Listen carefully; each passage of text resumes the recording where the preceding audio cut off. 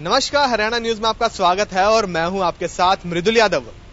क्या आपने कभी सोचा है कि आप सड़क पर चल रहे हो और वो सड़क आप ना देख पाए, या आप कभी किसी किताब में लिख रहे हो और वो किताब आप ना देख पाए कि आपने उसमें क्या लिखा है, या फिर कोई किताब आप पढ़ रहे हो लेकिन उसमें लिखे जो अक्षर हैं, उसमें छपे जो अक्षर हैं उन्हें आप ना पढ़ पाए। ऐसे ही कई लोग हैं जो हमारे समाज को अपनी आंखों से नहीं देख पाते। इन आंखों से जिससे हम पूरी खूबसूरत दुनिया को देख पाते हैं, उन लोगों के लिए पूरी दुनिया सिर्फ एक अंधेरा है। तो इस समय हम पहुंचे हैं JRTC में, गुरुग्राम के सेक्टर 3 में। तो आइए आपको लेके चलते हैं और आपको दिखाते हैं कि किस प्रकार जो लोग अपनी आंखों से इस दुनिया को नहीं देख पाते, वो लोग अपने स्किल्स और अपनी पढ़ाई कैसे करते हैं। तो चलिए चलते हैं इनकी क्लासेस में और जानते हैं कि ये कंप्यूटर लैब में कैसे ये लोग पढ़ाई करते हैं। तो ये जिस प्रकार आप देख सकते हैं कि यहाँ पे कंप्यूटर्स लगे हुए हैं और किस प्रकार यहाँ पे ये पढ़ाई कर रहे हैं। इनके जो टीचर हैं इनको यहाँ पढ़ा रहे हैं और इनका पढ़ने का तरीका और पढ़ाने का तरीका बिल्कुल ही अलग है। जिस प्रकार आज के युग में कंप्यूटर एक बहुत ही ज्यादा जरूरी चीज मानी जाती है, क्योंकि आज के सारे काम, जितने भी कार्य हैं, वो सभी के सभी कंप्यूटर द्वारा किए जाते हैं। तो आप ये देख सकते हैं कि क्या तरीका है, जिस प्रकार ये कोई भी शब्द अगर ये यहाँ पे कीबोर्ड पे प्रेस करते हैं तो उस कीबोर्ड के जो भी, फॉर एग्जांपल अगर इन्होंने ए प्रेस किया तो वहां पे जो साउंड है वो ए का आता है। तो इसी प्रकार ये अलग अलग मशीनें यहाँ पे लगी हुई हैं। ये जो आप मशीन इस समय देख रहे हैं वही मशीन है जिसमें जो लोग पूरी तरह से ब्लाइंड नहीं है, जो थोड़ा बहुत देख सकते हैं, उनके लिए इसे मैक्सिमाइजर कहा जाता है, जिसके थ्रू वो लोग थोड़ा अपनी जो किताबें हैं उनको पढ़ सकते हैं। तो आप देख सकते हैं कि यहाँ पे इनकी क्लास लगाई जा रही है और क्लास में किस प्रकार ये अपने टाइपिंग जो है सीख रहे हैं कि किस प्रकार ये कंप्यूटर पे टाइप कर सकें। तो आइए चलते हैं यहाँ के जो इनके अध्यापक हैं उनसे बातचीत करते हैं और उनसे जानते हैं कि क्लास में किस प्रकार ये बच्चों को पढ़ाते हैं और किस प्रकार बच्चों की जो एजुकेशन है उसको, उनके जो स्किल्स हैं उनको इनहेंस किया जाता है। सर, क्या नाम है जी आपका? मेरा नाम सर दिलीप भारती है। सर, जिस प्रकार यहाँ पे बच्चे बैठे हैं, इनको आप कंप्यूटर सिखा रहे हैं। कंप्यूटर आज के समय में बहुत ही ज्यादा, जिसे कहते हैं, बहुत जरूरी चीज है। तो क्या क्या चीजें सिखाते हैं आप इन्हें और कैसे ये लोग सीखते हैं? दरअसल जो कंप्यूटर है वो नॉर्मल ही है, बस इसमें एक टॉकिंग सॉफ्टवेयर डाला जाता है, इंस्टॉल किया जाता है, जिसका नाम है जॉज। एक ऐसा सॉफ्टवेयर है केवल इंग्लिश लैंग्वेज को कवर करता है, और हिंदी हो, चाइनीज हो, रशियन हो, अदर लैंग्वेज के लिए NVDA सॉफ्टवेयर का इस्तेमाल किया जाता है। और इन बच्चों को जैसे ये कोई भी की प्रेस करेंगे तो वो सॉफ्टवेयर पढ़ के बता देगा कि आपने क्या कीज प्रेस किया है, या किसी ये मेन्यू में जाते हैं तो वो ये बता देता है कि आप किस मेन्यू में गए हैं, तो उसके मुताबिक ये काम करते हैं। तो सर, इन्हें टाइपिंग के अलावा और क्या क्या कंप्यूटर के स्किल्स सिखाए जाते हैं? टाइपिंग के अलावा Word, Excel, PowerPoint, mail merge इत्यादि, और नेट पे जरूरी चीजें होती हैं जैसे मेल करना और मेल से मेल को फॉरवर्ड करना और डाउनलोडिंग करना मेल से कुछ चीजें, और अदर वेबसाइट से कुछ चीजें डाउनलोड करना। तो यहाँ पे जो स्टूडेंट्स हैं उन्हें टाइपिंग सीखने में कितना समय लग जाता है और जितने भी सॉफ्टवेयर हैं उन सबको सीखने में कितना समय लगता है? सर, सॉफ्टवेयर की तो कोई समस्या नहीं होती, बस इनको हाथ रखना कैसे सिखाया जाता है, मतलब हाथ रखना और हाथ को कैसे चलाना है, ये सब थोड़ा सा कंफ्यूजन होता है। करीब 1 मंथ लग जाता है, लेकिन बाकी मेन्यूज में जाने के लिए एक बार बताने पर कैचिंग कर लेते हैं ये। तो चलिए चलते हैं, कुछ यहाँ के विद्यार्थियों से बातचीत करते हैं और उनसे भी जानते हैं कि उनका यहाँ का अनुभव कैसा रहता है। क्या नाम है आपका? मेरा नाम सर देवेंद्र कुमार। देवेंद्र जी, आप यहाँ पे टाइपिंग सीख रहे हैं, कंप्यूटर सीख रहे हैं, कैसा लगता है? कंप्यूटर सीखना अच्छा लगता है। आजकल के जो समय में जिस प्रकार से दुनिया प्रौद्योगिक क्षेत्र में जा रही है उसके हिसाब से बहुत बढ़िया है, क्योंकि आजकल बिना कंप्यूटर के कुछ नहीं हो सकता। कि जिस क्षेत्र में हम जाएं, आजकल टेक्नोलॉजी का जमाना है, बैंक से लेकर के हर जॉब में गए, चाहे सरकारी हो या प्राइवेट, सब में कंप्यूटर का यूज होता है। तो इसलिए कंप्यूटर इस लिहाज से देखा जाए तो कंप्यूटर सीखना बहुत ज़रूरी है, खास तौर से ब्लाइंड मतलब दृष्टिबाधित लोगों के लिए जितना से जितना सीखे उतना ज़रूरी है। चलिए चलते हैं, कुछ और से भी बातचीत करते हैं। क्या नाम है जी आपका? सर मेरा नाम शुभम है। शुभम, आप क्या करते हैं?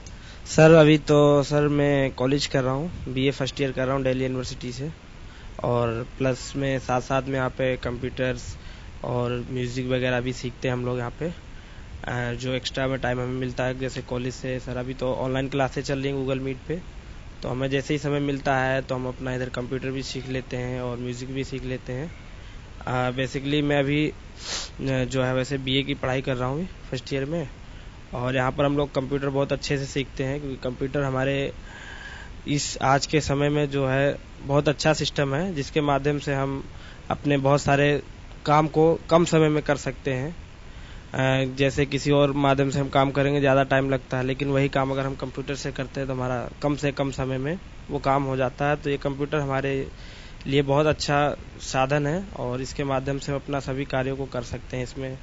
इसमें कोर्स डाल के भी हम सुन सकते हैं, टाइपिंग भी कर सकते हैं और ऑनलाइन भी बहुत सारे कार्य हम इस कंप्यूटर के माध्यम से कर सकते हैं। सर तो क्या आपको कंप्यूटर चलाने में कोई दिक्कत नहीं आती? सर वैसे तो दिक्कत सर बहुत सारी हैं, लेकिन ये है कि हमारे लिए कुछ सॉफ्टवेयर बनाए गए हैं जिसके माध्यम से हम जो भी हम टाइपिंग करते हैं या कंप्यूटर में जो भी कार्य करते हैं तो वो स्क्रीन रीडर होता है, तो वो रीड करके हमें बताता रहता है।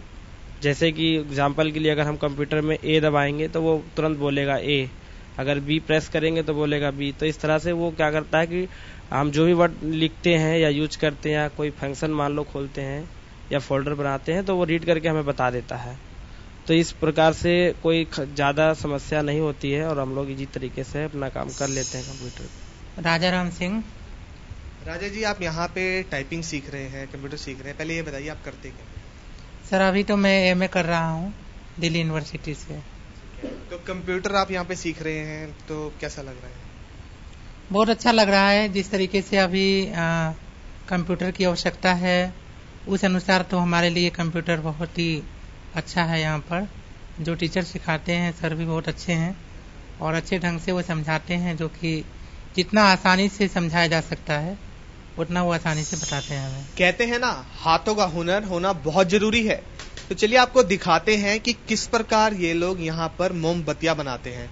तो इस समय इनके अध्यापक हमारे साथ हैं, उनसे बातचीत करते हैं। सर क्या नाम है आपका? मेरा नाम कपिल है। कपिल जी, यहाँ पे आप मोमबत्तियां बना रहे हैं, अपने स्टूडेंट को सिखाते हैं, कैसे सिखाते हैं और क्या क्या चीजें आप करते हैं? सर मैं वैसे कैंडल ही है, तो जैसे ये वैक्स है तो इसको पिघला के गर्म करके मतलब पिघला के तो इनको डाइयों में डालना पड़ता है। तो डाइयों में डालने के बाद मतलब उसको मतलब धागा बांधना सिखाते हैं पहले डाइयों में, उसके बाद उसको वो करते हैं। फिर उसके बाद मोम को पिघलाते हैं, फिर डाई में डाल के उसको भर के फिर जैसे आप देख रहे हो ये मेरे हाथ में है तो ये ऐसी बन के निकलती है पिघलने के बाद। तो उसके बाद फिर इसको डीप किया जाता है शाइनिंग के लिए। तो जैसे ये देख रहे हो आप, ये इसको मोम में गला के भिगो के इसको फिर 2 बार करना पड़ता है तो ये शाइनिंग होके निकल रही है। ये इसमें और इसमें काफ़ी फ़र्क है। तो ये ऐसे ये प्रॉपर तैयार हो जाती है। और छोटी वाली है हम पे, जैसे ये है हम पे छोटी वाली है तो ये स्मॉल स्टैंड बोलते हैं इसको, और इसका नाम स्पाइरल है। तो ये ऐसे पूरी तैयार हो जाती है। फिर हम इसको पैकिंग करते हैं इस प्रकार से, तो ये पैक होके ऐसी हो जाती है। फिर इसको हम दिवाली में सेल लगाते हैं, सोसाइटी वाले या जो भी बुलाते हैं हमें कंपनी वाले, तो वहाँ पे स्टॉल लगते हैं हमारे, तो उन्हों में हम लोग बेचते हैं। तो यहाँ जो आपके स्टूडेंट्स हैं उनको सीखने में इसको कितना समय लग जाता होगा, क्योंकि आजकल हाथ का हुनर सबसे ज्यादा जरूरी है, तो कितना समय लगता है और क्या क्या मतलब आप लोगों को दिक्कतों का सामना करना पड़ता है इन चीजों को? जैसे हम डाई मोम को गर्म करते हैं, क्योंकि जिन को तो कई लड़कों को दिखाई नहीं देता है, तो जो पार्शली है वही कर पाते हैं। तो उनको बताना पड़ता है कि ये ध्यान से करो, मोम गर्म होता है, गिरने की दिक्कत, डाई में भरती समय लीक होने की दिक्कत, वो सब देखना पड़ता है। ज़्यादा से ज़्यादा 3-4 महीने लग जाते हैं अगर जो पार्शली है तो। मतलब जो प्रॉपर ब्लाइंड है वो इसको काम को नहीं कर सकते बिल्कुल? नहीं नहीं, ऐसी बात नहीं है, वो भी कर सकते हैं, बस उनको यह थोड़ा अनुभव चाहिए, क्योंकि मोम गर्म होता है तो हम भरते हैं तो हाथ जलने का डर रहता है, तो उसको बस वही अंदाजे से उंगली से देखना पड़ता है हाथ लगा के कि निकल तो नहीं रहा है कहीं से। जीवन में गीत और संगीत का होना बहुत जरूरी है, तो आइए आपको लेकर चलते हैं इनकी यहाँ पे संगीत क्लासेस में और आपको बताते हैं कि यहाँ पे किस प्रकार गीत संगीत का आनंद उठाते हैं। तो इस समय हमारे साथ मौजूद हैं यहाँ के इनके जो टीचर और ये यहाँ पे इनके स्टूडेंट हैं। तो सर क्या नाम है आपका? मेरा नाम सुरजीत सिंह चौहान है और मैं तकरीबन इस संस्था से जो है 21 साल से मैं यहाँ पर कार्य ये कर रहा हूँ, तो मेरा म्यूजिक का ही प्रॉपर काम है। तो सर कुछ सुना के दिखाइए हमें, क्या क्या चीजें यहाँ के जो स्टूडेंट्स हैं वो करते हैं।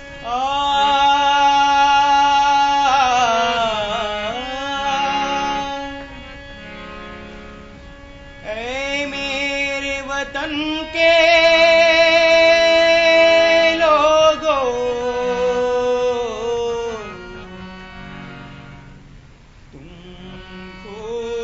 लगा लो नारा, ये शुभ दिन है हम सबका।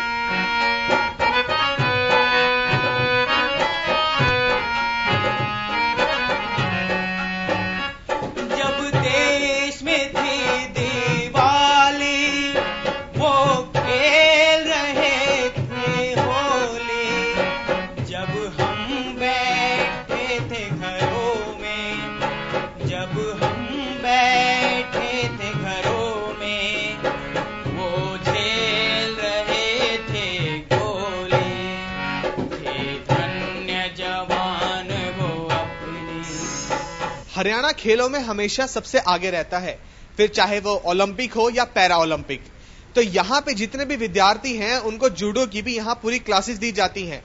तो यहाँ पे आप देख सकते हैं कि किस प्रकार यहाँ के जो विद्यार्थी हैं वो जूडो की ड्रेस में यहाँ पे प्रॉपर लाइनअप होके खड़े हुए हैं, और साथ में ही उनके जो यहाँ के अध्यापक हैं उनसे हम बातचीत करेंगे और उनसे जानेंगे कि यहाँ के जो स्टूडेंट्स हैं क्या क्या मेडल उन्होंने जीते हैं, कहाँ कहाँ की जो गेम्स हैं वहां पे पार्टिसिपेट करने के बाद वो जीत कर आए हैं। सर क्या नाम है आपका? मेरा नाम जयसिंह है।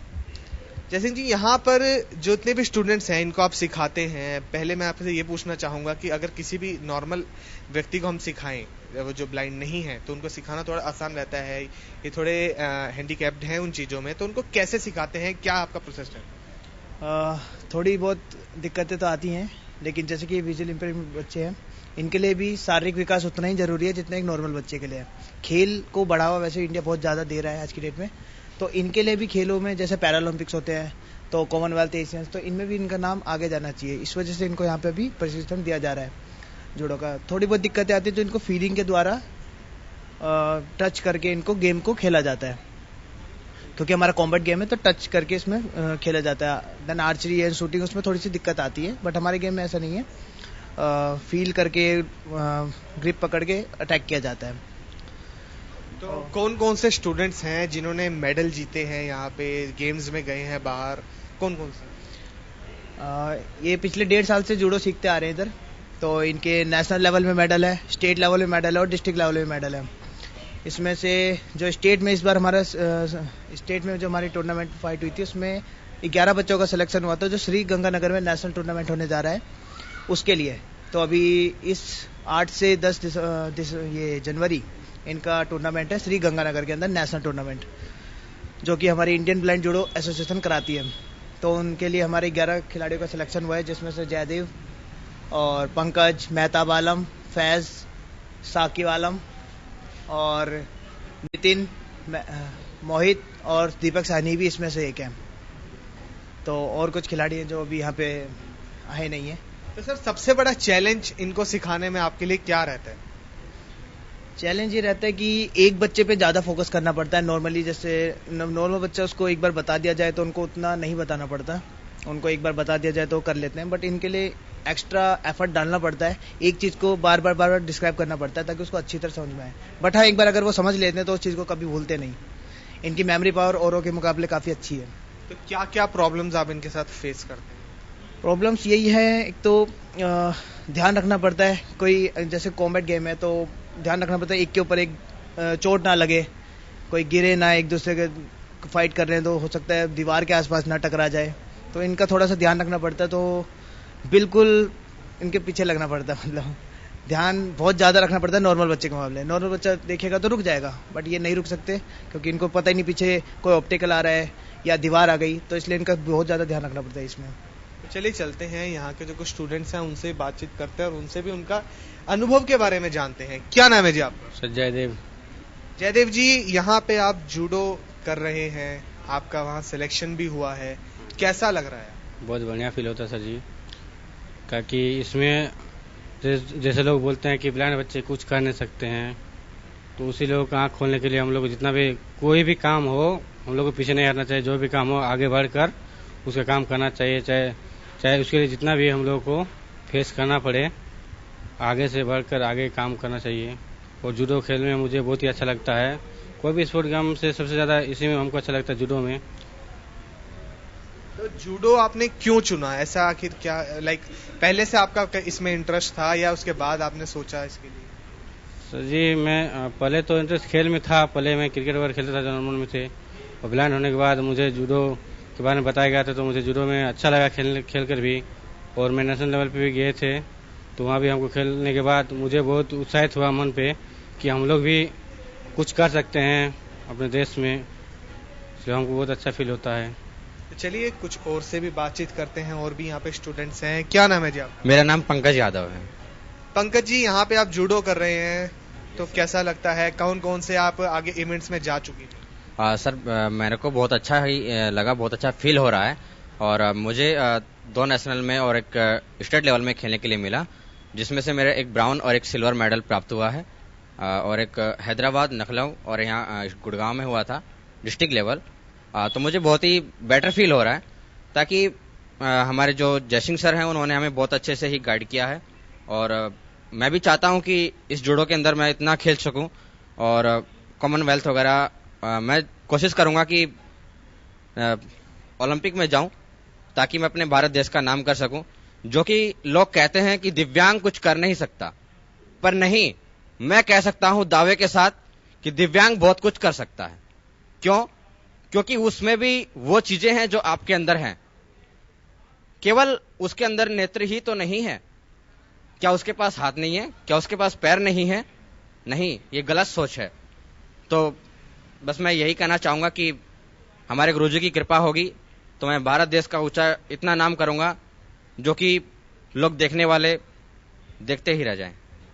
ये हौसला, ये जज्बा जो हरियाणा के खिलाड़ियों में देखने को मिलता ही है, पर ये जो आप देख सकते हैं इनके अंदर हौसला, कि इनका कहना है कि अगर आपके अंदर किसी भी चीज के लिए जज्बा है तो उसके लिए चाहे अगर आपके पास आंखें नहीं भी हैं तो भी आप अपने उस गोल को पूरा कर सकते हैं।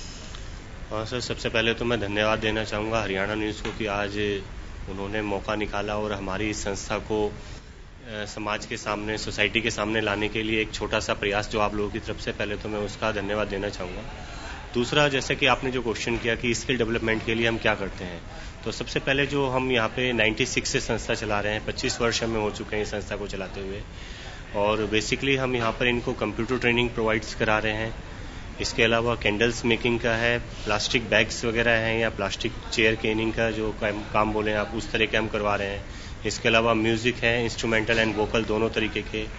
इनको ब्रेल सिखाते हैं, जिससे कि अपना लिटरेचर जो कि इनकी ब्रेल लिपि होती है, अपनी जो भी बुक्स वगैरह हैं, चाहे वो किसी समाज से रिलेटेड हो या इनकी कॉलेज या स्कूलिंग की बुक्स वगैरह हो, वो अपना पढ़ सकते हैं उस ब्रेल के थ्रू। तो बेसिकली अभी हम ये सारा ट्रेनिंग प्रोग्राम यहाँ रन करते हैं, और इस ट्रेनिंग प्रोग्राम के अलावा इनके लिए हम एक स्पोर्ट्स ट्रेनिंग जो कि जूडो से रिलेटेड है वो हम यहाँ पे करवाते हैं, और उसके अंदर बच्चों ने काफ़ी अच्छा परफॉर्म भी किया है। इंटरनेशनल लेवल पर भी हम कोशिश कर रहे हैं कि हमारे बच्चे आगे परफॉर्म करें। तो जिस प्रकार आपने देखा कि चाहे वो बात हो टेक्नोलॉजी की या फिर बात हो जूडो की, ये लोग किसी भी चीज में किसी से भी कम नहीं है। तो अभी हम इनसे बात करते हैं, जिस प्रकार नया साल आने वाला है तो नए साल पर ये लोग क्या नई नई चीजें करेंगे। तो चलिए इनसे बातचीत करते हैं। क्या नाम है जी आपका? सर बलराम कौशल। बलराम जी, नया साल आने वाला है, नए साल को लेकर क्या नई चीजें सोच रखी हैं आप? सर नई चीजें तो बहुत सोच रखी है, जैसे कि सर मेरा एग्जाम भी आने वाला है सर, जो मैं म्यूजिक से 3rd year and 4th year कर रहा हूँ, तो तबले से भी है सर, म्यूजिक से भी है, तो सर उसका एग्जाम भी आने वाला है। बस सर उसी की तैयारी में जुटे हुए हैं सर। हर साल हम लोग रेजोल्यूशन लेते हैं कि इस नए साल पे हम इस चीज को, अपनी आदत को सुधारेंगे या कोई नई चीज करेंगे। आपने क्या रेजोल्यूशन लिया? सर अभी तो कोई फिलहाल सोचा नहीं है, बस चल रहा है। छोड़ेंगे कुछ जो बुराई होगी हमारे अंदर, उसको सोचने का सर प्रण करेंगे। तो चलिए औरों से बातचीत करते हैं। क्या नाम है आपका? रोहित। रोहित जी, नया साल आने वाला है, क्या नई चीज सोच रखी है? नए साल पे क्या नया चीज करेंगे आप? अभी तो हमारा बोर्ड का एग्जाम चल रहा है, सो अभी हम बोर्ड का एग्जाम देंगे, उसके बाद ही कुछ आगे कॉलेज वगैरह के लिए सोचेंगे, एडमिशन के लिए। तो क्या रेजोल्यूशन लेने वाले हैं अपना? हमें तो स्पोर्ट्स में ज़्यादा पसंद है चेस, तो ज़्यादा पार्टिसिपेट करेंगे चेस के लिए। तो जिस प्रकार हमने आपको दिखाया कि चाहे वो, मैं आपको फिर वही बात कहना चाहूंगा, चाहे कंप्यूटर लैब्स हो, चाहे वहां पे आपका हैंड क्राफ्टिंग का हो या फिर जूडो हो, हर चीज में ये लोग सबके बराबर चलते हैं। ये लोग भी हमारे ही समाज में रहते हैं, चाहे ये लोग यहाँ पे विजुअली हैंडीकैप जरूर हैं, लेकिन कोई भी ऐसी चीज नहीं जिसमें ये किसी से भी पीछे हो।